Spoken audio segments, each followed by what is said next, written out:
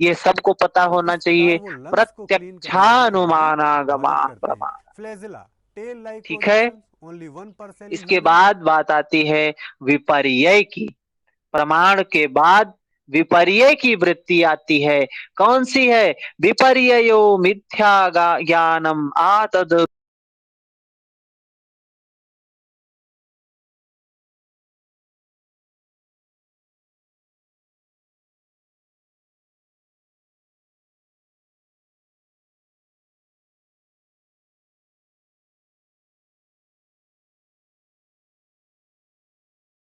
कुछ दिख रहा है, अंदर में कुछ है, विपर्य है, विपर्य वृत्ति है।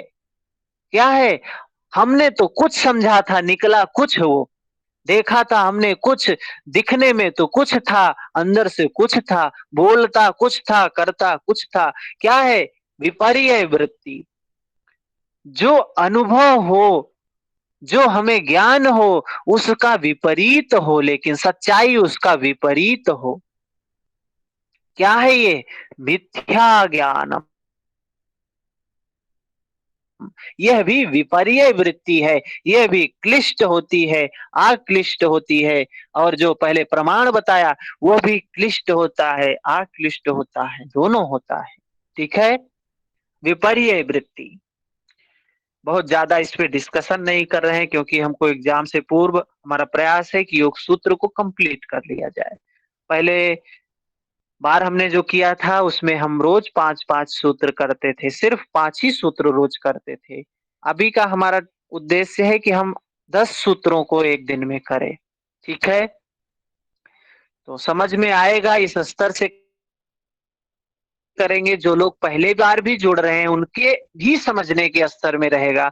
अगर नहीं समझ में आता है तो हमें तुरंत बताएंगे, इसको रिपीट करिए या और एक्सप्लेन करिए। हम बिल्कुल उस चीज को समझाने के लिए आपके लिए हैं।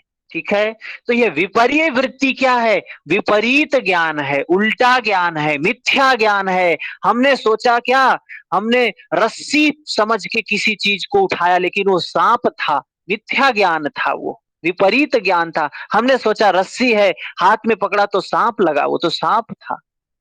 तो मिथ्या ज्ञानम आतद रूप प्रतिष्ठम। आतद रूप, जैसा रूप हमने सोचा था वो नहीं था, दूसरा स्थितम था।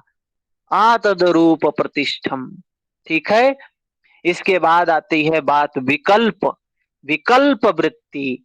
पहला वृत्ति प्रमाण, विपर्य, तीसरी वृत्ति है विकल्प। विकल्प क्या है? शब्द ज्ञानानुपाति वस्तु शून्यो विकल्प।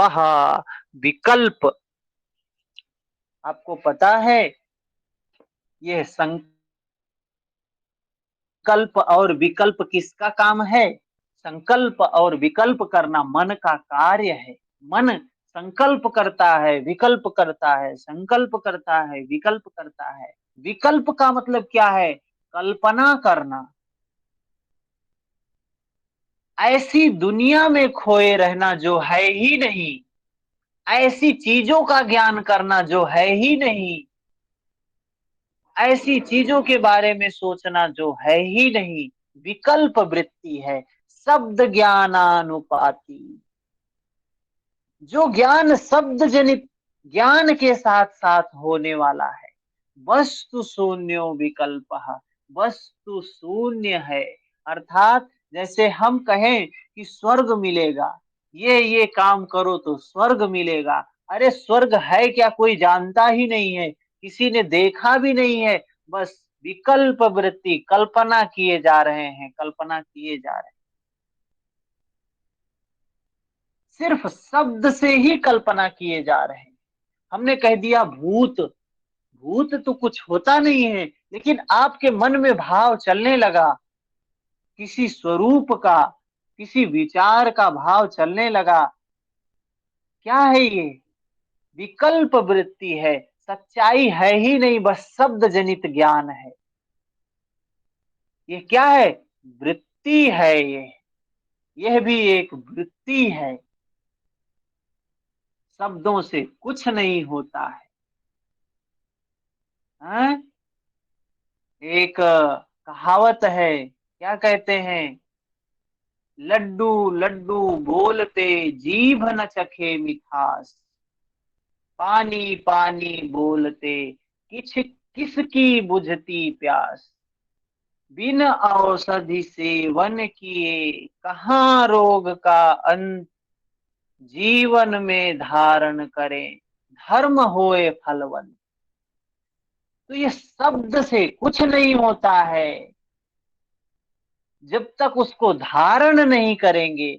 यह शब्द में ही उलझे रहते हैं, यह वृत्ति है कि शब्दों में उलझे हैं, राम राम राम राम रट रहे हैं, या ओम ओम ओम ओम कह रहे हैं, कृष्ण कृष्ण कृष्ण कृष्ण कह रहे हैं, सिर्फ शब्द में उलझे हुए हैं। शब्द ज्ञानानुपाति वस्तु शून्यो विकल्प, वस्तु नहीं है, सिर्फ शब्द में ही उलझे हुए हैं। क्या है ये? विकल्प वृत्ति है, इसको कहा महर्षि पतंजलि। ठीक है। इसके बाद क्या आता है? निद्रा वृत्ति। चौथी वृत्ति है निद्रा वृत्ति।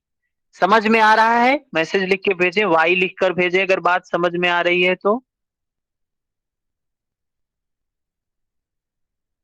सर वृत्ति और दुष्टु थोड़ा सा समझ में नहीं आया सर। वृंदावन जी क्या कह रहे हैं? सर वृत्ति का और दृष्टु जो बताया था ना दूसरे सूत्र में, तो वो मुझे समझ में नहीं आया सर। दृष्टु क्या है और वृत्ति क्या है? मतलब वृत्ति का इतना दृष्टु। चर्चा हो रहा है, वृत्ति क्या है? हाँ, दृष्टु क्या है? सेकंड सूत्र में जो बोलते हैं। हाँ और हाँ, ये दृष्टु का मतलब वृत्ति क्या है है? कि जो पुरुष है, जो चेतन तत्व है, जिसको आत्मा कहते हैं, जिसको जीव कहते हैं, जिसको अपने योग सूत्र में पुरुष कहा गया है, सांख्य में पुरुष कहा गया है, वह पुरुष तत्व का जो क्या है, स्वभाव है, जो धर्म है, उसका धर्म क्या है, उसका कर्म क्या है, सिर्फ वो दृष्टा स्वरूप है। क्या है? दृष्टा स्वरूप है। उसको भगवान कृष्ण ने गीता में कहा है, नैनन छिन्दन्ति शस्त्राणि नैनन दहति पावका, न शस्त्र से कटे न अग्नि जलाए। न शस्त्र से काट कोई सकता है, न अग्नि जला सकती है, भिगोए न पानी न मृत्यु मिटाए। जिसको पानी भिगो नहीं सकता, जिसको मृत्यु मार नहीं सकती है, वो मैं सच्चित सच्चिदानंद स्वरूपाय, मैं वो सच्चिद आनंद स्वरूप आत्मा तत्व की बात कह रहे हैं। वो दृष्टा स्वरूप है, वो करता नहीं है, उसमें कोई विकार नहीं आता है, उसमें कोई परिवर्तन नहीं आता है। वो शाश्वत है, सत्य है, नित्य है, सनातन है, जिसका जन्म नहीं होता, जिसकी मृत्यु नहीं होती है, वो है चेतन तत्व दृष्टा। समझ में आई बात वृंदावन जी? जी सर, वो जी सर, वृत्ति का थोड़ा सर इसको वृत्ति क्या? अजन्मा भी बोल सकते हैं। हाँ, वही तो बोल रहे, वृत्ता। अजन्मा है, नित्य है, शाश्वत है, जिसका जन्म नहीं होता, जिसकी मृत्यु नहीं होती है, वो तत्व, चैतन्य तत्व, आत्म तत्व, जिसको जीव कहते हैं, जिसको आत्मा कहते हैं, जिसको पुरुष कहते हैं, अलग अलग नामों से जिसको बोला जाता है। ठीक है, यह है। और वृत्ति क्या है? वृत्ति, कुम्हार क्या है? ये कुम्हार ही घड़ा बनाता है, घट बनाता है। ये वृत्तियां ही है जो संस्कार को बनाती हैं। ये संस्कार को जो बनाती हैं, चित्त से बनाती हैं, ये वृत्तियां हैं। योग क्या है? इन्हीं वृत्तियों को हटा देना है। ये जो लहरें उठ रही हैं, जो चित्त में जो लहरें हलचल पैदा कर रही हैं, इन्हीं वृत्तियों को खत्म कर देना है। जो परधर्म को अपना रहा है, चित्त का अपना धर्म क्या है? शांत रहना। सत्व गुण शांत है, चित्त का स्वाधर्म है शांत। पर धर्म को अपना ली है, ये पर धर्म क्या है? वृत्ति को अपना ली है, और उसमें हलचल पैदा हो गया है, चंचलता आ गई है, चैतन्यता आ गई है। यह है वृत्ति, उसी को नष्ट करना है, वृत्ति का निरोध करना है, वही है योग की स्थिति। कुछ स्पष्ट हुआ वृंदावन जी? जी सर, थैंक यू सर। अभाव मिट्टी प्रत्यय और कुम्हार में राम तीर्थ जी क्या कह रहे हैं? सर मिट्टी मिट्टी और कुम्हार में उपादान कारण कौन सा है? मिट्टी जो है कुम्हार क्या है? निमित्त कारण है। निमित्त।